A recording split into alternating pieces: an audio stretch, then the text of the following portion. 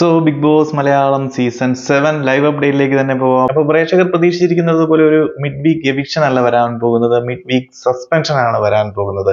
വേറൊന്നുമല്ല, mid week എവിക്ഷന് വേണ്ടിയിട്ട് ഒരു 6 കണ്ടസ്റ്റൻസിനെ തെരഞ്ഞെടുത്തിരുന്നു. അവരെ മിഡ് വീക്ക് സസ്പെൻഷൻ ചെയ്യാനാണ് ബിഗ് ബോസ് പ്ലാൻ ചെയ്തിരിക്കുന്നത്. അതായത് ഈ ഒരു വീക്കിൽ അവരുടെ പെർഫോമൻസ് നോക്കിയിട്ട് മോശം പ്രകടനം നടത്തുന്ന 2 കണ്ടസ്റ്റൻസിനെ സസ്പെൻഡ് ചെയ്യുകയാണ്. അതായത് പ്രേക്ഷകരുടെ വിധിപ്രകാരം പുറത്തേക്കല്ല അയക്കുന്നത്, ബിഗ് ബോസിന്റെ തീരുമാനപ്രകാരം വെട്ടവും വെളിച്ചവും ക്യാമറയും ഒന്നും ഇല്ലാത്ത ഒരു ഡെഡ് സോണിലേക്ക് ഇവരെ മാറ്റുകയാണ്. അവർ തിരിച്ചു വരണോ വേണ്ടയോ എന്നൊക്കെ ഉള്ളത് പിന്നീട് തീരുമാനിക്കും. അപ്പം അവർക്ക് വേണ്ടിയിട്ടുള്ള ടാസ്കുകളായിരിക്കും ഈ ഒരു ആഴ്ച നടക്കാൻ പോകുന്നത്. കാവലാൾ എന്ന് പറയുന്ന ഒരു ടാസ്കും കാര്യങ്ങളും ആയിരിക്കും ഈ ഒരു മിഡ് വീക്ക് സസ്പെൻഷനിലുള്ള കണ്ടസ്റ്റൻസിന് വേണ്ടിയിട്ട് കണ്ടക്ട് ചെയ്യാൻ പോകുന്നത്. അപ്പൊ മിഡ് വീക്ക് എവിക്ഷനിലേക്ക് അല്ലെങ്കിൽ സസ്പെൻഷനിൽ വരുന്ന കണ്ടസ്റ്റൻസ് എന്ന് പറയുന്നത് അനീഷ്, രന ഫാത്തിമ, രേണു, അതുപോലെ തന്നെ ഒനീൽ, ശാരിക, സരിക, ഈ 6 കണ്ടസ്റ്റൻസ് ആണ് വരാൻ പോകുന്നത്. അപ്പം ഇവർക്ക് വേണ്ടിയിട്ട് ഈ ഒരാഴ്ച ടാസ്കുകൾ കണ്ടക്ട് ചെയ്യുകയും ഇവർക്ക് വേണ്ടിയിട്ട് കാവലാൾ എന്ന് പറയുമ്പോൾ ഇവരെ പ്രൊട്ടക്ട് ചെയ്യാൻ വേണ്ടി 2 കണ്ടസ്റ്റൻസിനെ ഇവർക്ക് തിരഞ്ഞെടുക്കാൻ സാധിക്കും. അവരായിരിക്കും ഈ ഒരു ടാസ്ക് കളിക്കാൻ പോകുന്നത്. അല്ലാതെ ഇവരല്ല കളിക്കാൻ പോകുന്നത്, ഇവർ തിരഞ്ഞെടുക്കുന്ന 2 പേരായിരിക്കും ടാസ്ക് കളിക്കാൻ പോകുന്നത്. അതിൽ നിന്നായിരിക്കും ഈ ഒരാഴ്ചത്തെ 2 or 3 എല്ലാ ദിവസവും 1-2 ടാസ്കുകൾ വെച്ച് കാണാനുള്ള സാധ്യതകളുണ്ട്. അപ്പോൾ ആദ്യ ടാസ്കിന്റെ പ്രൊമോയും കാര്യങ്ങളും ഒക്കെ നിങ്ങൾ പ്രേക്ഷകർ കണ്ടു കാണുമെന്ന് വിചാരിക്കുന്നു. ഒരു മഡ് ടാസ്കിന്റെ പ്രൊമോ ഒക്കെ വന്നിട്ടുണ്ട്, ചെളിയിൽ കിടന്നിട്ടുള്ള പരിപാടിയൊക്കെ. അപ്പോൾ സീസൺ 4 ഇത് വളരെ മനോഹരമായിട്ട് നടന്ന ഒരു ഫിസിക്കൽ ടാസ്ക് തന്നെയാണ്. അപ്പം എമണ്ടൻ ടാസ്കുകൾ തന്നെയായിരിക്കും വരാൻ പോകുന്നതും.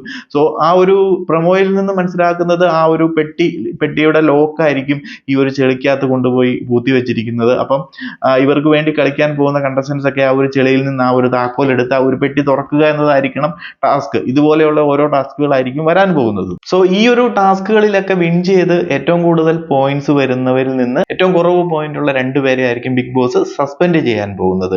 അപ്പോൾ ഇതൊരു പണിപ്പുര ടാസ്കുമായി ബന്ധപ്പെടുത്തി തന്നെയാണ് പറയാൻ പോകുന്നതും. ഓരോ കണ്ടസ്റ്റന്റിനും 500 പോയിന്റ്സ് വെച്ചാണ് കൊടുക്കാൻ പോകുന്നത്.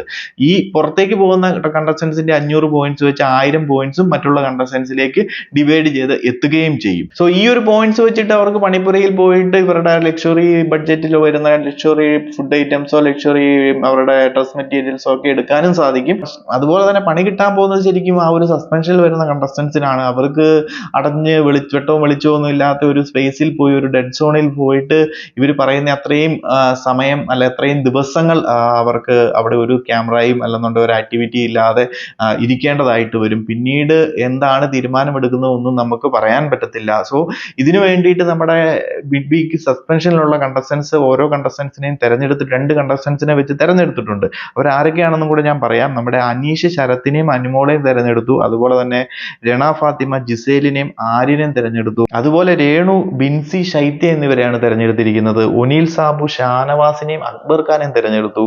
ശാരികയാണെന്നുണ്ടെങ്കിൽ ബിന്നിനെയും ആദില നോറേനെയും തെരഞ്ഞെടുത്തു. അതുപോലെ തന്നെ സരിക നെവിനെയും അഭിശ്രീയെയും തെരഞ്ഞെടുത്തു. ഇവർ തമ്മിൽ ചില കണ്ടസ്റ്റൻസ് തമ്മിൽ പരസ്പരം അങ്ങോട്ടും ഇങ്ങോട്ടും പ്രശ്നങ്ങളും ശത്രുക്കളായിട്ടൊക്കെ തന്നെയാണ് ബിഗ് ബോസ് ഹൗസിനുള്ളിൽ നിൽക്കുന്നത്. എന്നാൽ പോലും ഈ ഒരു ടാസ്കിന് വേണ്ടിയിട്ട് അവർ പലരെയും അങ്ങോട്ടും ഇങ്ങോട്ടും ഒക്കെ തെരഞ്ഞെടുത്തിട്ടുണ്ട്. അവർ സപ്പോർട്ട് ചെയ്യുമെന്നുള്ള വിശ്വാസത്തിൽ. അവർക്ക് സപ്പോർട്ട് ചെയ്യാം, ചെയ്യാതെ ഇരിക്കാം, അതൊക്കെ ഓരോരുത്തരുടെയും പേഴ്സണൽ ഇൻട്രസ്റ്റ് ഒക്കെ തന്നെയാണ്. അതുകൂടെ കാണാൻ വേണ്ടിയിട്ടായിരിക്കണം ബിഗ് ബോസ് ഇങ്ങനെ ഒരു ടാസ്ക് നമ്മുടെ മിഡ് വീക്ക് എവിക്ഷനിലുള്ള കണ്ടസ്റ്റൻസിനോട് പറഞ്ഞിരിക്കുന്നതും. മറ്റുള്ള കണ്ടസ്റ്റൻസിൽ നിന്ന് നിങ്ങൾക്ക് വിശ്വാസമുള്ള 2 പേരെ വെച്ചിട്ട് തെരഞ്ഞെടുക്കാൻ വേണ്ടിയിട്ട്. ഇവരപ്പം കുറച്ച് സ്ട്രോങ് ആയിട്ട് നിൽക്കുന്നതും സ്പീഡായിട്ട് ഗെയിം കളിക്കാൻ പറ്റുന്നവരെയൊക്കെ നോക്കിയിട്ട് ശത്രുത മറന്ന് തെരഞ്ഞെടുത്തിട്ടുണ്ട്. ബാക്കിയൊക്കെ വരും ദിവസങ്ങളിൽ നമുക്കറിയാം ഇവരെങ്ങനെയാണ് ഗെയിം കളിക്കാൻ പോകുന്നതെന്നും. പിന്നെ പ്രേക്ഷകർ ഇതൊക്കെ കണ്ടുകൊണ്ടിരിക്കുന്നത് കൊണ്ട് ഇവരൊരിക്കലും ആ ഒരു ശത്രുത വെച്ച് ഗെയിമിൽ അലസാൻ പോകുന്നില്ല. ഇവരുടെ മാക്സിമം ടാസ്കുകളിൽ കൊടുക്കാനുള്ള സാധ്യതകളുണ്ട്.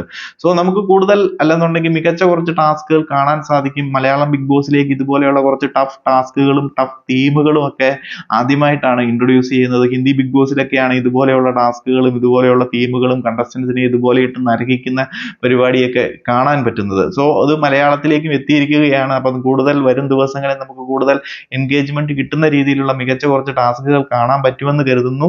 ഈ ഒരാഴ്ച മൊത്തം അപ്പം മിഡ് വീക്ക് സസ്പെൻഷനിലുള്ള കണ്ടസ്റ്റന്റിന് വേണ്ടിയുള്ള ടാസ്കുകൾ ആയിരിക്കും നടക്കാൻ പോകുന്നത്. അപ്പോൾ കൂടുതൽ ലൈവ് അപ്ഡേറ്റുകളുമായിട്ട് മറ്റൊരു വീഡിയോയിൽ കാണാം. അപ്പം നിങ്ങളുടെ വിലയേറിയ അഭിപ്രായങ്ങൾ കമന്റ് ആയിട്ടൊന്ന് അറിയിക്കുക.